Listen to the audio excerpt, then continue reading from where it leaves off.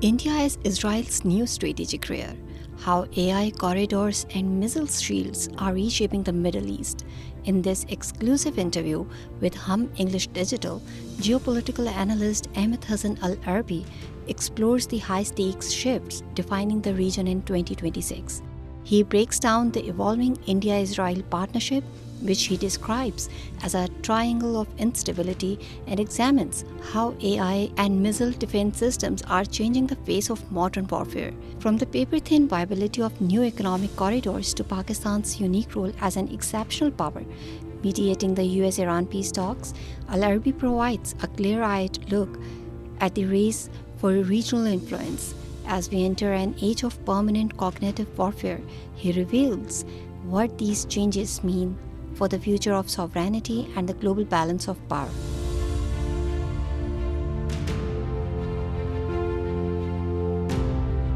The evolving landscape of 2026, especially when we talk about the Middle Eastern, Eurasian region and South Asia.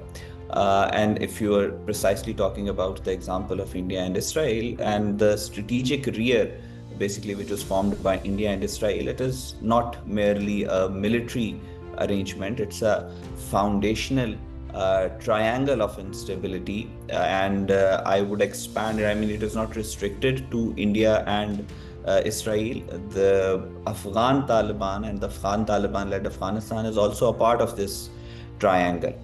And this partnership, it basically marks a very deep doctrinal shift, which, I mean, moving from a transactional buyer-seller dynamic to the high-stakes gamble where India serves as Israel's industrial insurance policy.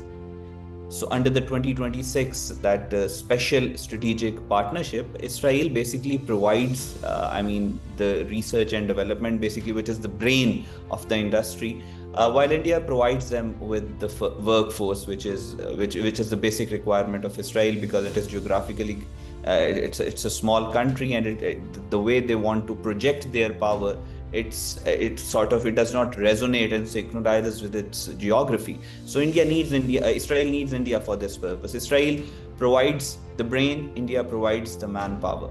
I think it's a dependency trap. Israel gambles its security on Indian domestic stability, while India risks to be labeled as a co-belligerent by proxy, because if you are producing weapons in your factories that are then being used by the Israelis in the Middle Eastern countries against the GCC countries on whom India's economy is highly dependent. So basically, India is a co-belligerent in those activities.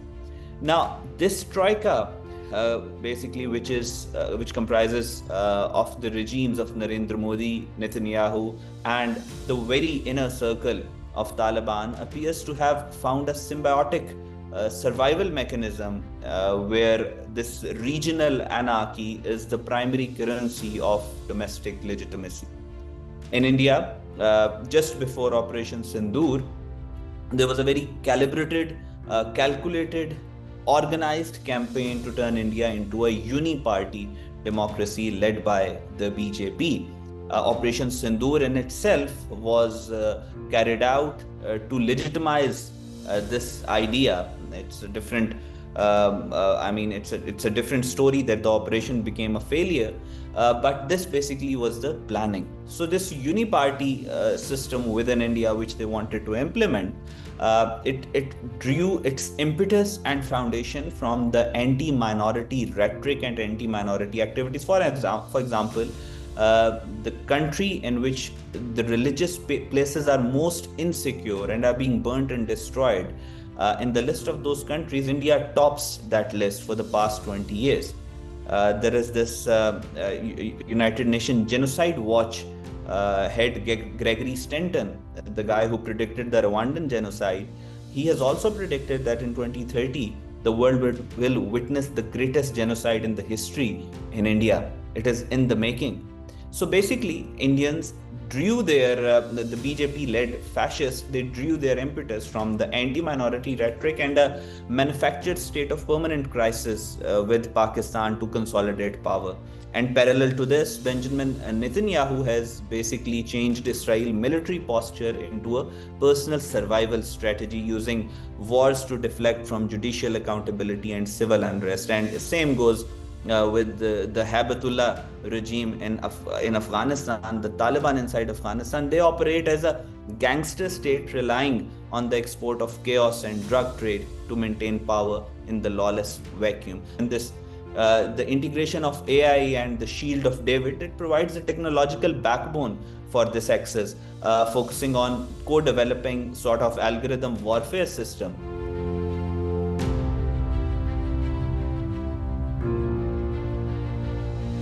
There's a lot of changes that are taking place in the world. I have repeated it multiple times that the world is going through two very important changes. One is the change of the political order. That is, the world is changing from unipolarity to multipolarity.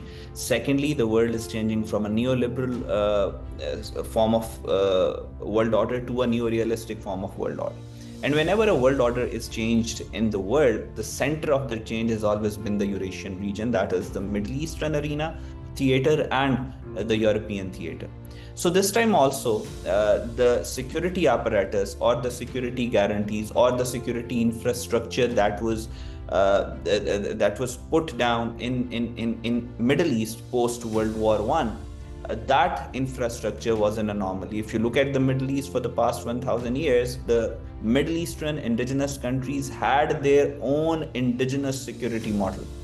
It was an anomaly that for the past 100 years, the security model within the Middle Eastern theater was adopted from a Western, from different Western countries, the British Empire, and then the US.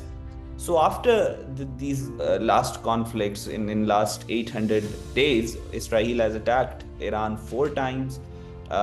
Israel has attacked Qatar and multiple other Middle Eastern countries, which were basically dependent upon the US security guarantees. The US security guarantees were their only insurance policy against the Israeli aggression. So basically, what is happening is that the security infrastructure of Middle East is changing at a very rapid pace, and it is going back towards its natural and indigenous needs, which is that these Arab countries are basically trying to figure out a way to secure themselves from the Israelis or from the internal sort of terrorist organization that are there in the Middle East. And they are seeing that the American security guarantees are not good enough for their protection. So basically what is happening is the cracks in the old security apparatus. You will see different countries taking different routes, but all routes will end up at an indigenous collective security model for the Middle Eastern countries, which primarily is the need of the hour.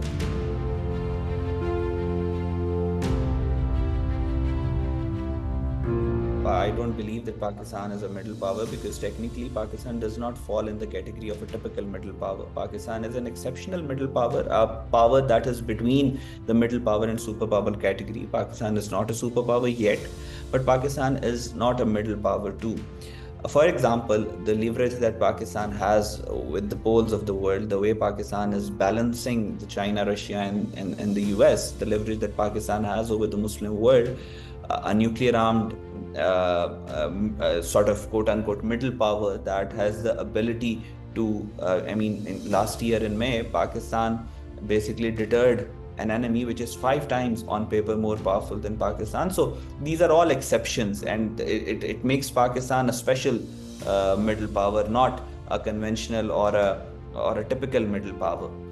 Secondly, Pakistan has a history of balancing between the US and China. And this independent foreign policy, the independence of the foreign policy that Pakistan has always kept very close to its heart, is the reason why Pakistan is mediating this most complicated conflict of the century, the conflict that is going on between the US and Iran, the conflict that practically has the capacity to become a regional and then a global war. So Pakistan has a history and historical institutional background of balancing between Chinese and the US, and Pakistan also has a very strong and powerful history of balancing between the Iranians and the Saudis. Pakistan is the only perhaps Muslim country in the world that is not formed in the name of any sect or ethnicity or language. And this basically is the foundation of Pakistan, and it helps Pakistan navigate within these binaries and these issues within the Muslim world, and it also helps Pakistan navigate in the larger geopolitical arena as well.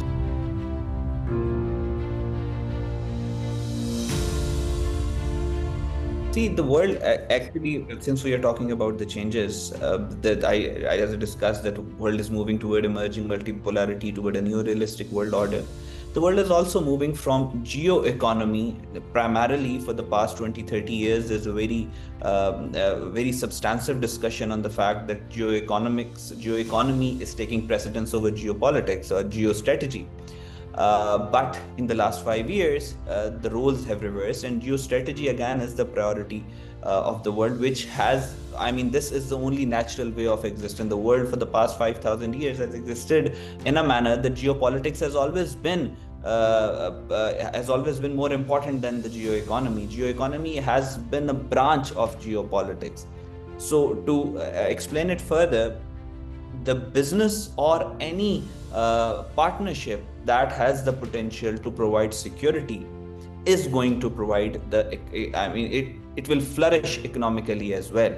If a partnership or an alliance or an economic alliance between different countries cannot guarantee security, it cannot guarantee the economic progress as well. So the India Middle East this European economic corridor acts as a geopolitical glue, you can say that, for the time being, yet its viability remains on paper only, and it's paper thin.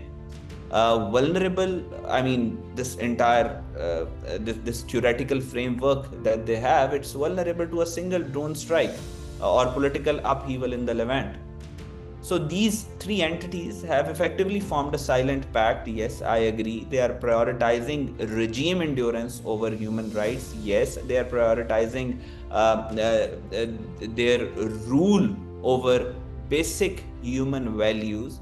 And ironically, Henry Kissinger also said something which relates to the current situation. He said that the security of a regime is not the same as the security of a state. And when leaders begin to view regional instability as a requirement for their own political survival, the very definition of peace becomes a threat to their power. So I think this IMEC is also on paper an attempt to consolidate power at home to suffice the domestic audience, but on ground it has no comparison with the other trade and this corridors that are there in the middle. For example, the Belt Road Initiative or other that are there grounded in the political and economic structure of the world.